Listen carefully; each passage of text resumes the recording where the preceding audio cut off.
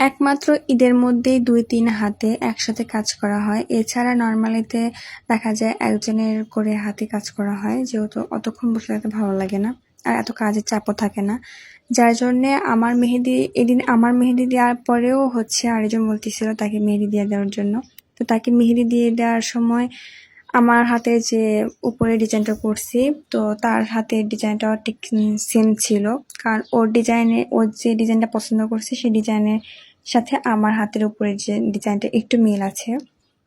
তা আমার মনে হয় যে এই ডিজাইনটা করলে কি হয়, মানে এক্সট্রা যে আমরা চুড়ি পরি মেয়েরা বা ব্রেসলেট পরি, আর আমার মনে হয় যে এই ডিজাইনটা করলে চুড়ি পরার কোনো দরকার হয় না। এটা পুরা একটা চুড়ির মতো শেপ দিয়ে থাকে, চুড়ির থেকে দ্বিগুণ গর্জিয়াস হয়ে থাকে, যার কারণে আমার এই জিনিসটা অনেকটাই ভালো লাগে।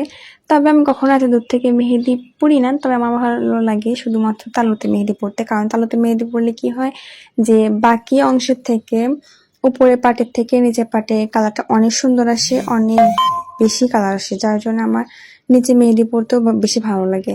কারণ এখানে কালার অনেকটা বেশি হয়, আর থাকেও ২-৪ দিনের একটু বেশি থাকে, ৫-৭ দিনের মতো।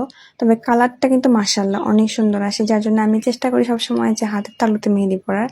তবে এই দিন ভাবলাম যে যেহেতু হাত ফাঁকা আছে, সেহেতু ২ হাতে পরা যাক, এজন্য আমি উপরে পাশে পরছি, দেন নিচের পাশে পরা হয়নি। কারণ ওই যে ওকে মেহেদি দেওয়ার কারণে আমি নিচের পাশে পরতে পারিনি। তবে কোনো একদিন আবারও নিচে পরবো মেহেদি, যেহেতু হাত ফাঁকা আছে। আর যেহেতু আমরা মেহেদি আর্টিস্ট, যারা মেহেদি আর্টিস্ট তারা সবার হাতেই মেহেদি থাকে।